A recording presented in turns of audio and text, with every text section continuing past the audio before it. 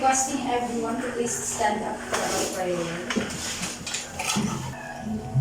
Heavenly Father, and the most precious one, we thank you and we adore you for your infinite power and divine providence.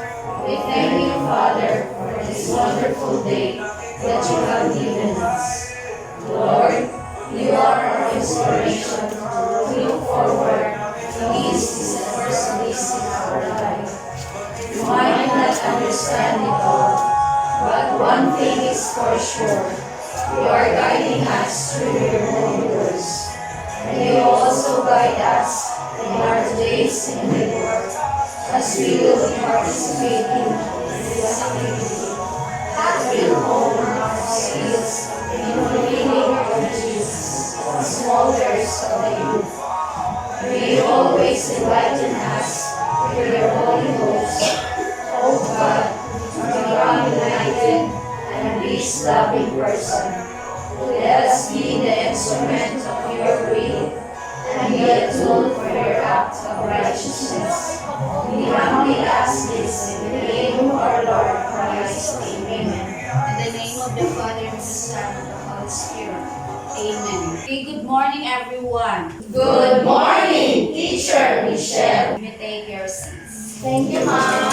Before we will discuss our lesson for this morning, okay, let me present first our house rules here. Number one, be friendly with your classmates because later on, we'll be having our activities. Next, avoid doing nonsense inside the class. When you say nonsense inside the class, it seems that our target is to achieve our objective, so we need to be sensible this time.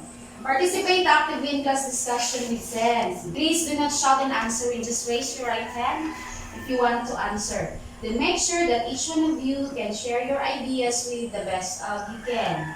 Then refrain from too much noise, right? And the last one, do not hesitate to ask questions if you have some doubts. Okay, is that clear? Yes, Ma'am. Amy, negative reaction with that. No, Ma'am. So, these are our objectives for this morning. At the end of our session this morning, the learners will be able to, number one, analyze and mention of words or expressions used in propaganda techniques. Number two, you need to appreciate the essence of propaganda in selling products and in winning voters' hearts during election. The third one is to participate actively in group activity on different propaganda techniques. So these are the three objectives that we are going to target this morning. Is that clear? Yes, Ma'am. Okay, before we will start, I will group it first into three groups. May I see where are the group one? Please raise your right hand. Let's give him a round of applause. You are all 5-year group. How about group 2? 4, 6. Group 3. Only, can you transfer here? Side is ID. Okay, this is our first challenge. I have here a picture. In that picture, there are 3 respective questions. So the first question is, out of the picture, what can you infer from it? The second one, what did the advertiser use to sell the product in the picture? And the third one, do you think that their technique in selling is convincing or not? Why or why not? One. Yes, one. Okay, out of the picture, we can infer that this is a kind of advertisement of a certain food company. So that kind of advertisement, the picture depicts on a certain product of that said food company. Okay, what did the advertiser use to sell the product in the picture? So it contains the nutritional factors or the nutritional values of the said product. So they use the percentage of the less fat, calories, and they are, what do you mean by that? They are see to it that that certain product is very delicious, and it depicts also on its health benefits. Okay, do you think the very technique in selling is convincing or not? I think it is very convincing because especially to those people who doesn't want to gain more weight, so they must try and be satisfied with the selling product. That's all, and I thank you. In that picture, that advertises, satisfies, right? What can you infer from it? It's an advertisement of food, particularly as satisfies. What did the advertiser use to sell the product in the picture? He or she uses the picture of the product, then the benefits that you can get from it using percentile, right? We have 40% less fat and 30% less calories. Where in fact, do you think that our technique in selling is convincing or not? Many of us this time are opting for the food that is less of calorie, right? So that's why they write there 30% less calories and only 40% less fat. So since everybody or all of the group said that that particular advertisement is convincing because they presented the facts, nutritional facts, as well as the picture, right? Okay, let's give a round of applause for all of us. Okay, this time, how did you find the activity? Is it easy for you to answer the questions or not? Yes or no? It's easy or not? Not easy, not difficult. Just an average. Okay. How did you, or what did you do to get the answer for question number 1? Looking at pictures. So by just looking at the pictures, no? There is automatically an, what do you call this one? An adrenaline that will suggest you on what the advertisement is all about. How did you locate the answer for questions number 2 and 3? Through the words as well as the picture, numbers as well as the benefits, right? Okay, out of that, what do you think is our lesson for this one? Advertisement. Advertisement, what else? Selling the product. Identifying the product, convincing. Okay, if we are going to put your answers into one, this is the result of it.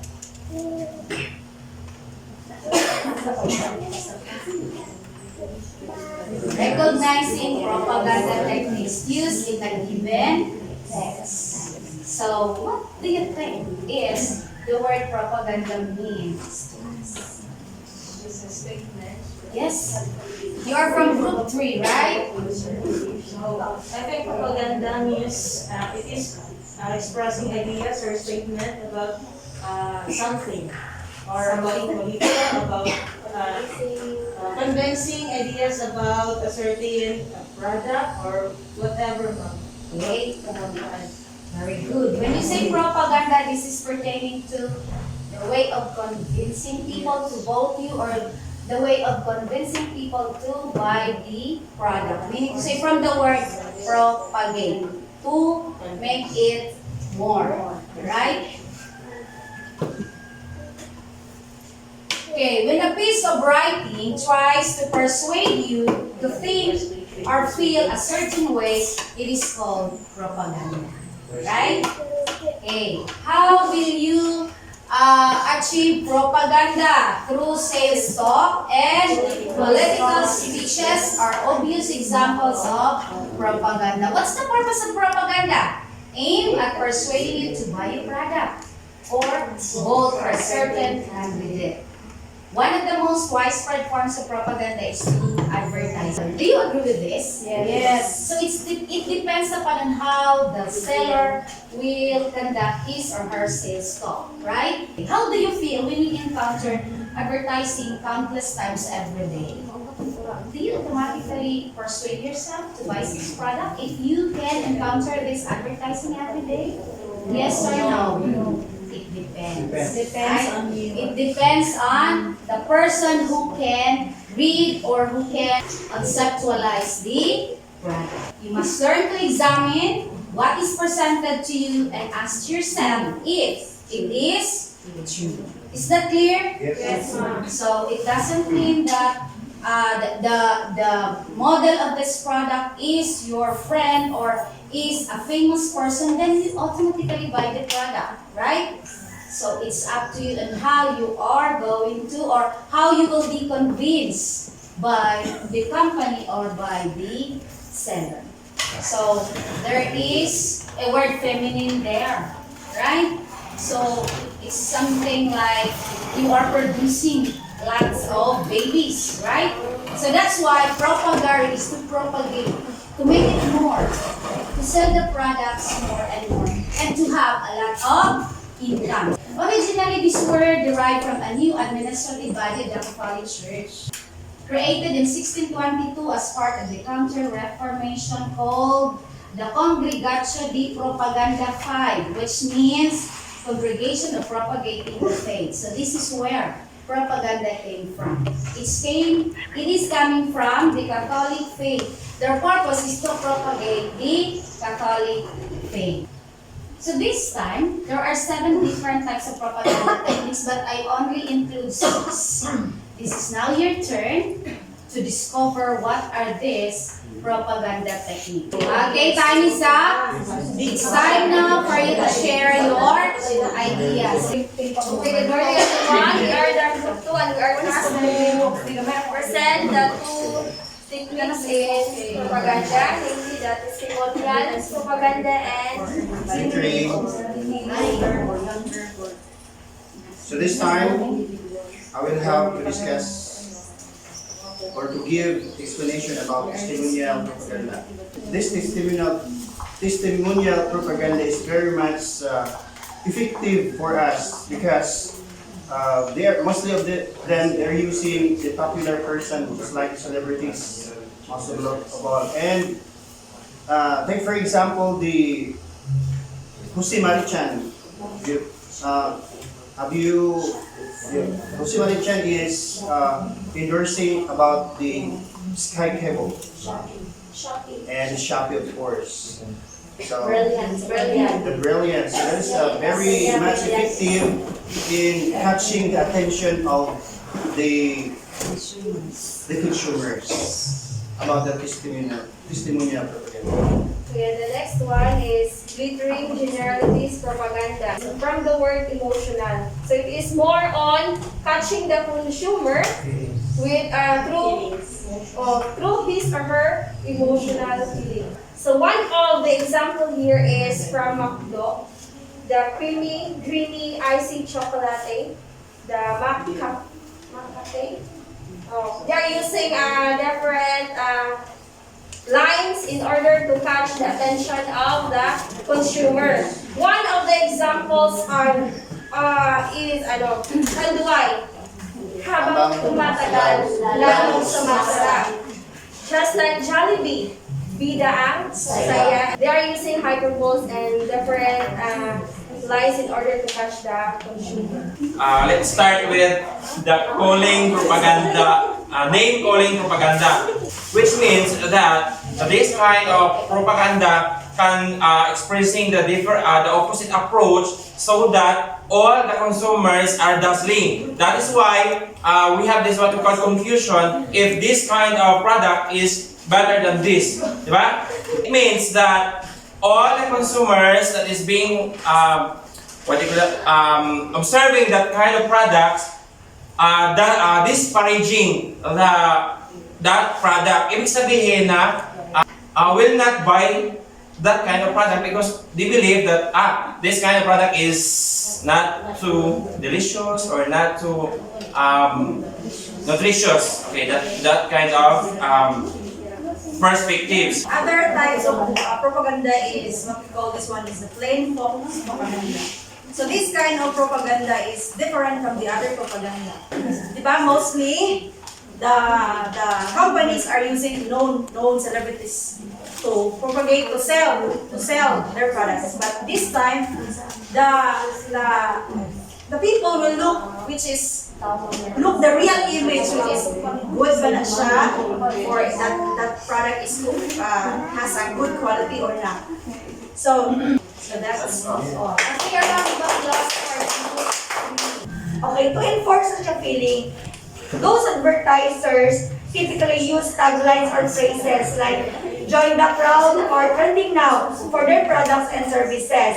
Say for example, the Maybelline product, they use the tagline America's favorite because this product is loved by all the Americans. Another thing is the Gaisano. Gaisano, they have the tagline, we have it all for you. So all the crowds can shop. So ibig sabihin, they are equipped with all the shopping centers inside their malls. And another thing is the BDO, the Banco de Oro. They have the famous tagline, we find ways. So whatever your needs, they always find ways. Current stocking propaganda. You see already we have activity before about the price. That's the best example for current stocking propaganda. Nakita nyo doon, you see that 40% less calories. Pero actually, it is already calorie type. Giluto man siya of mantika. So it's already calories. So you fool already. They fool the consumers. I will try my best to sum all of the propagandas that has been tackled in front of our dear reporters. So first, the group 2 has discussed the two propagandas, which is testimonial and the glittering generalities propagandas. From the word testimonial, so the product, but first let us talk about propaganda. Propaganda is used to convince people to buy this product.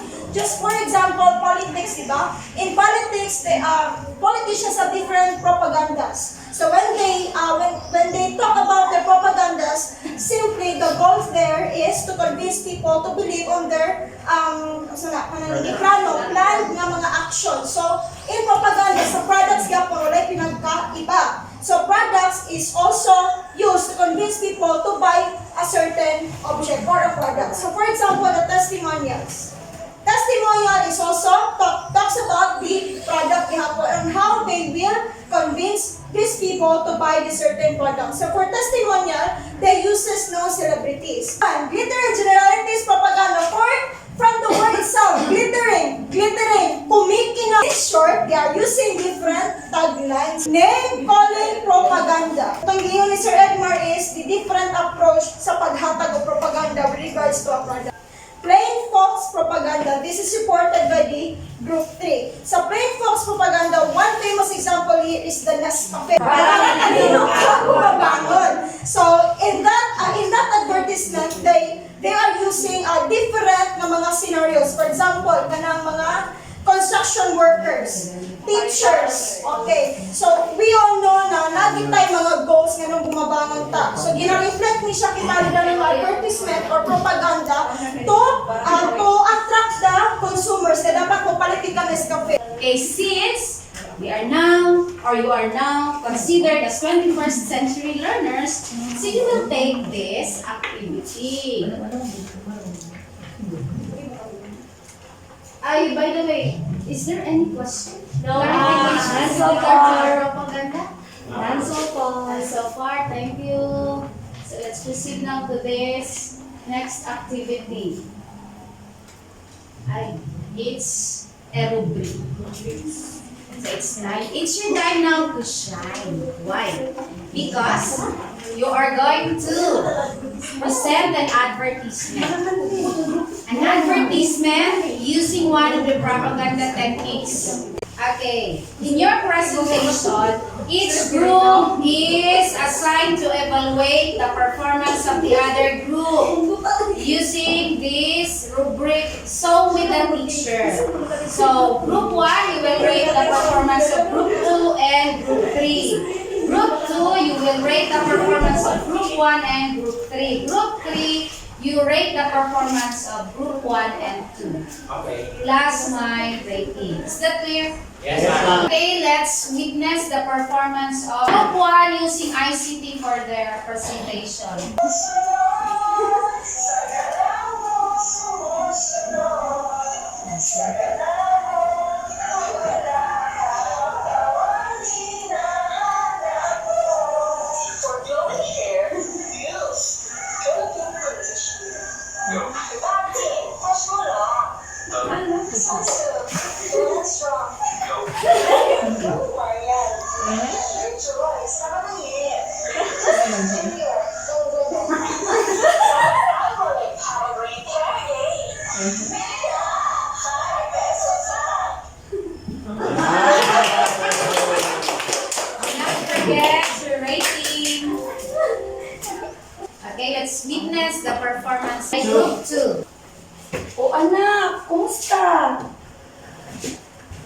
Bakit ka malungkot? Ano ba nangyari sa'yo? Kasi hindi ako nakakasagot sa klase. Naku, ano kaya kulang sa'yo? Hindi ko kasi alam eh. Hintayin natin si Daddy. Honey! Hi, honey! Naku, sumubuti tumating ka na. Ano problema? Ito kasi anak mo, hindi daw nakakasagot sa klase. Ay, hindi nakasagot. May solusyon ako dyan. Ito, mag-pumil ko siya. O sige, testing natin. Sige. Painumin natin. Painumin natin. Okay. Sige. Let's try. Painumin natin kung anong O anak, inumin mo to na. Pangkotalino daw yan. Hala! Ano? Naalala ko na. Dumating ka, hindi ka nag-kiss kay mami. Ano yun? Dapat ang natutunan ko sa school, pag umuwi sa bahay ang tatay, naghahalik sa Ay, nanay. ganun ba yun? Okay, anak. O sige anak, pumasok ka na anak. Eh, gagawa pa kayo ng Sige, bye. Bye, and bye-bye.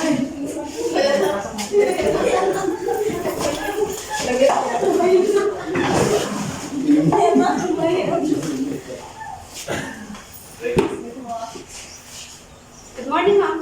Good morning, class. Okay, my question is 1 plus 1 equals? Okay, Juliet, echo. To ma'am. Very nice!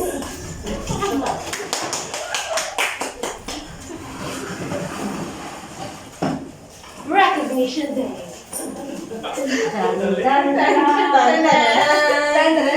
Our top one is Juliet Echo. Congratulations, mother and father. Yes. Picture. Congrats.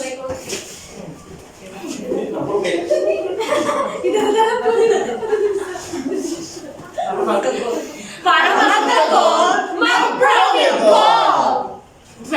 Thank you. Bahay namin maliit lamang, pero palisto, bagi sa kusina. We sell customized native product para sa inyong bahay, resort at tambayan. Kahit saan ka man, i-deliver namin yan. Kahit saan mang panig ng mundo, pupuntahan namin kayo. Ano pa ang hinihintay nyo? Tawa na sa 14344! Thank you so much, my dear 21st century learners. So, I hope that you have already your ratings. Okay, by just looking at your rating, this is now the output or the rating of each group. Okay, for group 1, a perfect score. Okay, for group 2, they got also a perfect score. Okay, for group 3, they got also a perfect score. Okay, thank you so much, my dear students, because you performed very well this morning.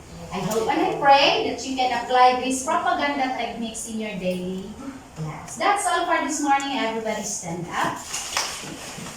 Okay, goodbye and thank you. Goodbye and thank you, Teacher Michel.